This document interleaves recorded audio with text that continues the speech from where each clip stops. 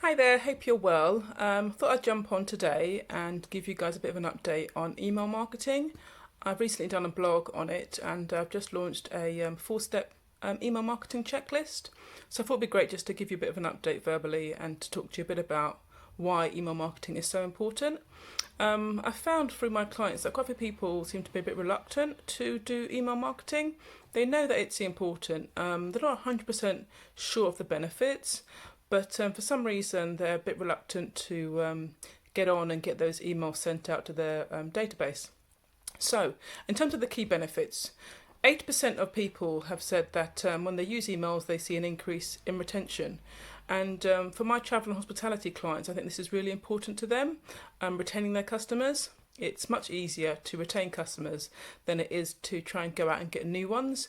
And so in terms of your email marketing, it's really good to keep in touch with your existing clients through email, because you may not want to call them every week or every 2 weeks, but it's okay to send an email to them on that basis. So, if you're focused on keeping those customers that you have, then I would highly recommend email marketing. The other stat that I found from HubSpot was about it influences purchasing decisions. And so 59% of marketers said that sending emails has had an influence on the decision-making process. And so that's something else to consider, that you can actually influence your audience through using email marketing. You can get them to consider using you and buying from you. So that's another really key stat. And then the last one was that 760%, that's a big number, saw an increase in revenue when they sent out segmented emails. Segmentation is a big thing, and that means that your emails are much more targeted to a specific audience. And so for those are the key benefits that I really found from the HubSpot research, and that was for 2020, so it is very current. I know in the past that email marketing was one of the sole focuses that people used for their marketing strategies. But since the evolution of social media, I think it's taken a bit of a back step. But I definitely think that it should be, a primary focus for people. And that's the main reason why I'm kind of doing this video, why I've done the blogs, just to kind of refocus everybody on email marketing and the benefits of it. And so we know it's proven that email marketing can help you to retain customers, increase sales, and drive conversions. But a lot of business owners don't do it, and there's a number of reasons why I think that is. I think they see it as quite time consuming, and that's because they're not sure what to write about sometimes, and I think that can be a bit of a block if you're not sure what to write. Also the technology, I think people are not sure which platform to use, whether they should use MailChimp, Constant Contact, HubSpot, etc. And the whole setup that's required for that, I think that's also a bit of a barrier. And then in terms of the content, again, but looking at images and looking at where the content within the email will link to in terms of your website, I think that's another barrier as well. But I think all of those things can easily be overcome. I think a lot of people already have a website, and you can repurpose the content that you have. If you're creating blogs or you've got offers on your website already, then there's no harm in using that content within your emails and sending it out. So those are the kind of key things that I think will be stopping people from doing it. But if you think about the all-round benefits, I think these far outweigh those hurdles, and they can be easily overcome. I mean, just think that you can have regular contact with your clients. You can showcase your brand through your content. You can use your brand colours. You have full ownership of that content. You can use your call to actions to drive the responses that you want, whether that be to buy, whether that be to recommend a friend, or if you've got offers that you want to create awareness of. There's so many things that you can do with your email in terms of directing your customers to do something if you use those strong call to actions. You can also track your emails, so you can see who's opened it, you can see how long it took them to open it, you can see what articles they've read, and you can see what they've clicked. So you can actually instantly see how effective your email has been, and I find that really rewarding. I love being able to see the stats from my emails when they go out.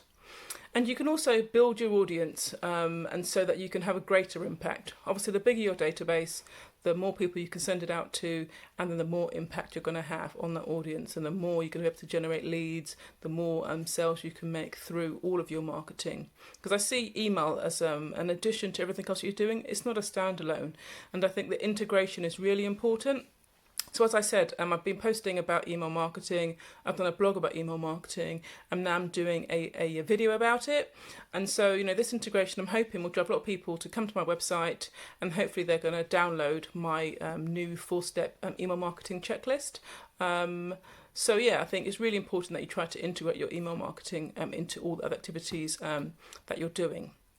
And so I just mentioned the 4-step checklist, just to give you a bit more information on that. As I said, people seem to be a bit reluctant to dive into their email marketing campaigns, and I've just created this 4-step checklist to kind of break it down and show how much easier it can be to create those email campaigns. So the first bit looks at your email objectives. I find that sometimes people have too much messaging in their emails and it becomes confusing. I think clarity is really important, and so the checklist starts off with looking at your email objectives, looking at themes, your design, your layout and your audience, and I think you need to be crystal clear on those things. The next thing we look at is the messaging, and to have a clear message. Think about your legal requirements as well with GDPR. That's something you need to definitely consider.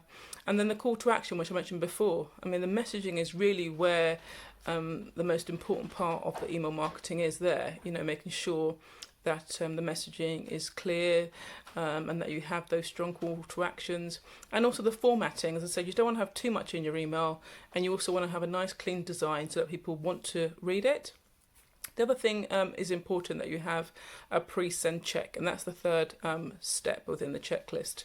And that's just kind of making recommendations to all the things you can do to make sure there are no errors in your email, that when your audience receives it, that it actually displays in the correct way, and also looking at doing test sends. I think that's really key. And then the last step, stage 4, is looking at follow-ups. So you've done all this hard work in terms of creating a beautiful email with strong call to actions and clear messaging. The last thing that you kind of need to think about is the follow-up. If you get a response from your email, you need to definitely respond to that in a timely manner. It would be terrible to think that someone saw your email, they responded and they didn't get an answer back from you. So definitely look out for your audience emailing you or DMing you or calling you with something that's in your email, like an offer or something. Definitely ready for that. I mentioned the integration. So when you're doing your emails, think about your other marketing activities and try to, cross-sell, I suppose, within, and so that you've got similar messaging on all those different platforms. So then when your audience is seeing it in different places, it will just increase the impact because they would have had a number of different touch points on the same theme. And then the other thing is just in terms of that tracking. So if you're finding that people are unsubscribing or there are quite a few bounce backs, then definitely check the back end and remove them from your database, or kind of think about why people would be unsubscribing. Was it the frequency that you're sending the emails out? Maybe they're too often, or maybe the person just wasn't interested. But I think it's definitely important to keep a track of those unsubscribes and the reasons for doing so. So that's kind of a bit of a roundup of the 4-step checklist. Do please take a look at the website, which is alfmarketing.co.uk, and you can download it from there. And also have a look at my blog, which is all about the importance of email marketing, just in case you're still not convinced about how important email marketing is. And if you want some one-to-one advice about email marketing, do please email me at alfmarketing.co.uk, or you can DM me via all of my social platforms. Okay, thanks guys. I'll look out for your emails.